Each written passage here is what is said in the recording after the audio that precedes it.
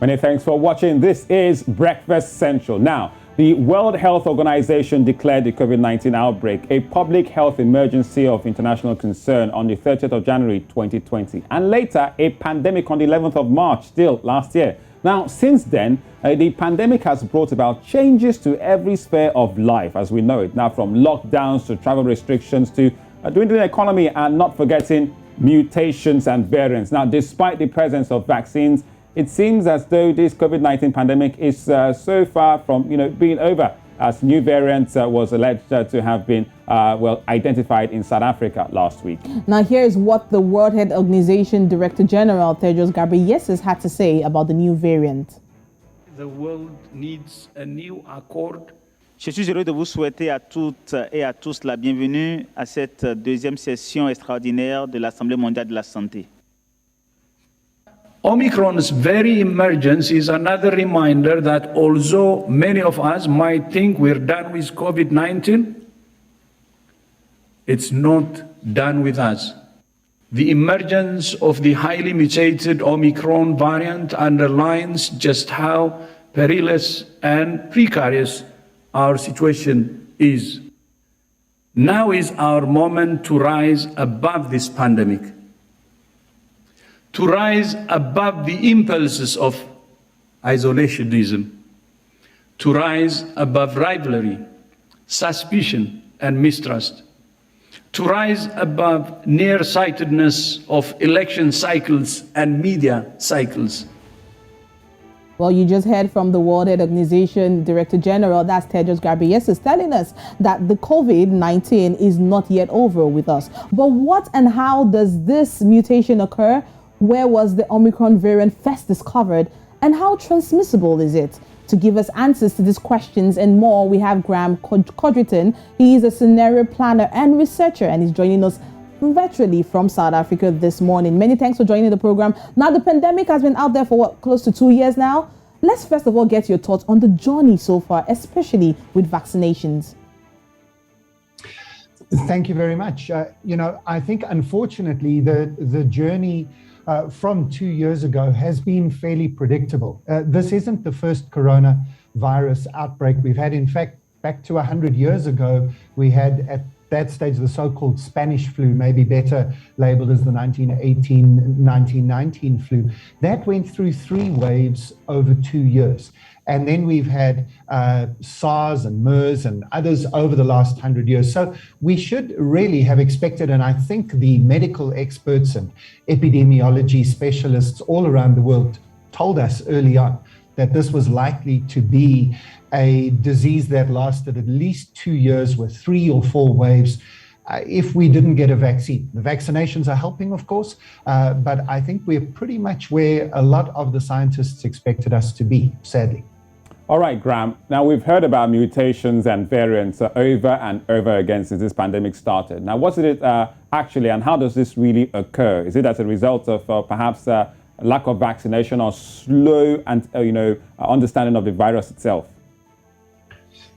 So look, unfortunately, vaccines are not 100% effective. That's true of every vaccine for every disease. What a vaccine is trying to do is slow down the spread of the disease. Every time the disease goes from one person to another, every time a new person is infected, there's always a chance of a mutation. That's when the mutation happens. As it gets into a new person, it has the possibility to just change slightly. And those are all random changes as the disease tries to get better at living in its hosts, at living in us. And so if we don't want more mutations, we need to slow down and stop the spread of the disease. Obviously, social distancing, making sure that we wear masks, sanitizing, all those things are useful in doing that. But vaccinations appear to be our best strategy for making sure that people don't get infected. It's not a perfect strategy, but it's the best strategy we've got at the moment. At the moment. Now, Graham, there's been argument about where the new Omicron variant was first detected. Tell us what we don't know. I think what we do know is that South Africa has a very good genetic testing setup. I think like many other African countries, we've been dealing with infectious diseases here in South Africa for many, many years. HIV being the big one, TB maybe being the second, and then there are other diseases like malaria and others that might not be infectious, but on the African continent, we kind of know disease, unfortunately. And here in South Africa, we have the ability to test infection and infectious diseases. That's why almost all of the big pharmaceutical companies did the trials of their COVID vaccines. They had a South African component of that. And so we know that the South African scientists were the first to identify Omicron. But I think one thing we are likely to see in the next day or two, literally maybe even later today, is a lot more countries announcing that now they know what to look for. They are beginning to see this Omicron variant in their countries as well. I think we're going to see a big announcement from the UK today that there's a lot more Omicron variants in the UK, and they haven't arrived from Africa. They are local. I think we'll find Omicron is a lot more widespread as we hear countries reporting on it through the coming days. All right, Graham. So everyone's talked about the ability of South African scientists to, when it comes to gene lab sequencing and discovering and announcing about this Omicron variant. But the reaction that came from it last week got many people on social media around the world talking, is it a punishment, the reactions of travel bans to South Africa and other 6 African countries? Because what kind of precedent do you think this will set going forward? Look, this is a difficult one, of course, because I probably think it's the right thing to respond to a fairly serious mutation. We don't know quite how serious yet, but it certainly looks as if it has the potential, at least, to be very serious. It's probably the right thing to shut down travel, or at least limit travel, maybe increase testing for travelers. The question mark, of course, is if you found the variant in Hong Kong and in Belgium and in Israel and in Scotland, as they have, why did we not shut down travel to those countries?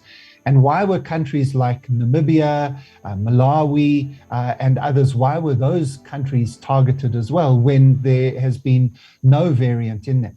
Of course, South Africa also has less than 1,500 new cases every day. And whereas Germany has about 70,000, the UK has about 40,000 new cases. So it just seemed, I don't think it's the wrong thing to think about limiting travel. I just think it's the wrong thing to appear, at least to target African and Southern African countries for that travel ban, where maybe it needed to be a worldwide response. All right, now, Graham, you mentioned here that this is not the first time we've all encountered this COVID-19 virus. We've had it in time past. And we also heard what the WHO Director General, Tedros Ghebreyesus, came out to say, talking about it seems we're not done with COVID-19. It might just be here to stay. But what needs to be done to prevent more mutations and eventually another variant?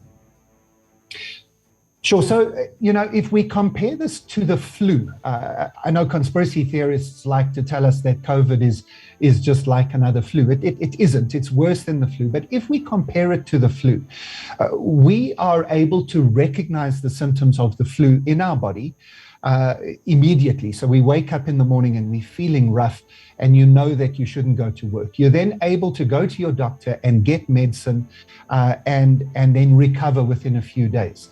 Once a year, you get a flu jab, at least you should, in order to make sure that next year's variants of the flu are covered in your body. I'm pretty certain that's what COVID is going to be like in the future. I don't think we're going to get rid of COVID. I kind of go along with what the German health minister said, that by the end of 2022, you will either have recovered from COVID or you will be vaccinated, or unfortunately, you will be dead. It's typical German directness, but I think he's right. And I think we're going to have to learn to live with COVID. And I'm really looking to see what comes out of these pills now that Pfizer and Merck are saying, oh, pills you can take if you get COVID. And I think that's probably what the future holds, that we're going to have to realize we can get COVID, that we can get vaccinated, and maybe there's an annual update like we have with the flu. And then if you do get COVID, you can take a pill to make sure that it's not too difficult, and maybe it's just a few days of feeling a bit rough. I think that's the most likely future, that we learn to live with this disease, attempting to reduce the spread of it as much as possible. So you stay home, you keep a mask on, you take a pill when you get sick. That's probably where we're going to be at the end of 2022. Right now, the best advice that we can give to people is to continue doing what you have been doing. Social distance, keep your gatherings small, keep your masks on, and get vaccinated. Wow. Well, thank you so much, Graham Codrington, for coming on Breakfast Central. Yes, scenario planner and researcher, for giving us the latest when it comes to COVID-19 as we move from variant to variant and get used to COVID-19, which clearly is not done with us. Thanks once again, Graham. And we hope to talk to you next time.